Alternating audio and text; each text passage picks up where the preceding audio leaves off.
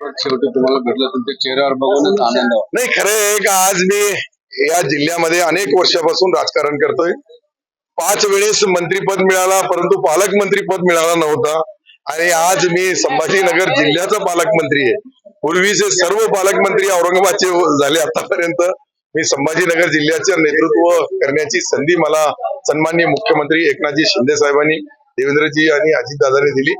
त्यांचे कमी ओव्हर आहे, पण कमी ओव्हर मध्ये शहराचे प्रश्न, जिल्ह्याचे प्रश्न, अनेक तालुक्याचे वेगवेगळे प्रश्न आहे. हे सर्व प्रश्न सोडवण्याला मी पहिले प्राधान्य देईन. या शहरामध्ये पिण्याचा पाणी कमीत कमी 3 तास तरी प्रत्येक माणसाला मिळाला पाहिजे. प्रत्येकाला 135 लिटर प्रमाणे पाणी मिळेल अशी अपेक्षेने पुढचे जे माझे 90 दिवस आहे, त्या 90 दिवसामध्ये निश्चित मी खारीचा वाटा का होत नाही. आपल्या या जिल्ह्यासाठी, शहरासाठी विविध विभागाचे विविध प्रश्न आहेत. त्या विभागाच्या मिटिंगा घेतल्या जाईल, त्या विभागाची माहिती घेतल्या जाईल आणि त्यानुसार केंद्र सरकारचा निधी असेल, राज्य सरकारचा निधी ज्या ज्या ठिकाणी अडकलेला असेल, रखडलेला असेल, त्याला प्राधान्याने आपल्या जिल्ह्यामध्ये, संभाजीनगर जिल्हा औरंगाबादमध्ये आणण्याचा प्रयत्न करेल. भाजपने जोरदार लॉबिंग केली होती. त्यांनी मुख्यमंत्र्यांकडे पत्र सुद्धा दिलं होतं. शेवटी तुम्हाला मंत्रिपद नाही, आमच्यामध्ये भाजपमध्ये शिवसेनेमध्ये काही वाद नव्हता.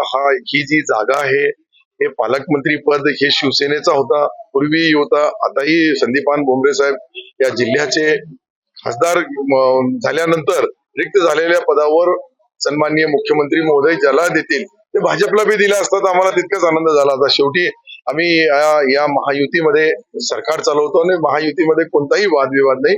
आणि मुख्यमंत्री महोदयांनी जी जबाबदारी दिली, त्या दोन्ही उपमुख्यमंत्र्यांची संबंधितांना सर्व विचार विनिमय करून मला वाटतं सन्माननीय खासदार भुमरे साहेब, आमदार बोरनारे सर, आमदार प्रदीपजी जयस्वाल, आमदार शिरसाट साहेब, सावे साहेब किंवा आमचे मित्र प्रशांत बमजी असतील, हरिभाऊ बागडे असतील, या सर्वांशी विचार विनिमय करूनच हा निर्णय घेण्यात आला.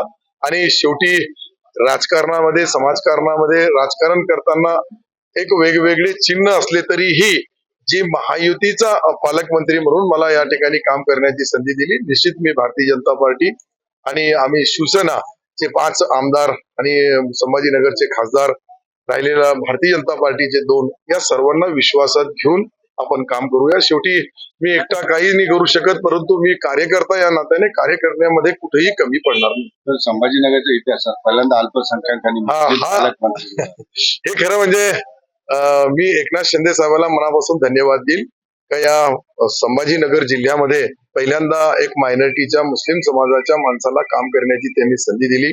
आणि ही संधीचं सोनं करणं माझंही कर्तव्य आहे की सर्व जाती धर्माला एकत्रित घेऊन सर्व समाजाचे नेते असतील, सर्व कार्यकर्ते असतील, सर्व जिल्ह्यामध्ये राहणारे नागरिक असतील, यांच्या ज्या ज्या अडीअडचणी असेल त्या ठिकाणी एक समाजाचा अल्पसंख्याकाचाही मी मंत्री असलो किंवा मला अल्पसंख्याक विभाग असेल, पणन विभाग असेल, अनेक खात्याचा कृषीपासून महसूल पासून ग्रामविकास पर्यंत, मला वाटतं सार्वजनिक बांधकाम, अनेक भागामध्ये मी अनेक विभागामध्ये काम केलेलं आहे. तर त्याचा अनुभवाचा फायदा निश्चित कमी दिवसामध्ये जास्तीत जास्त संभाजीनगरला न्याय देण्याचा औरंगाबादला प्रयत्न करा. तुमचं एक वक्तव्य फार गाजलं होतं, प्रासंगिक करारात. माझा या वक्तव्याचा परिणाम आहे का?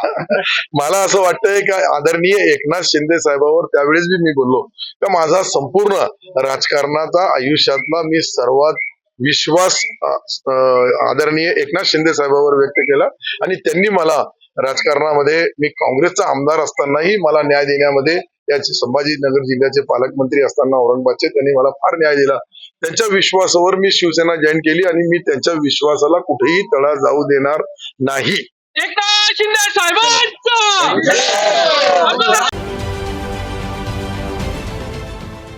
देश विदेशातील प्रत्येक घडामोडींचे लाईव्ह अपडेट मिळवण्यासाठी आता साम टीव्हीच्या सर्व सोशल मीडिया प्लॅटफॉर्मला लाईक, फॉलो आणि सबस्क्राईब करा. तसंच सर्व नोटिफिकेशनसाठी बेल आयकॉन प्रेस करायला विसरू नका.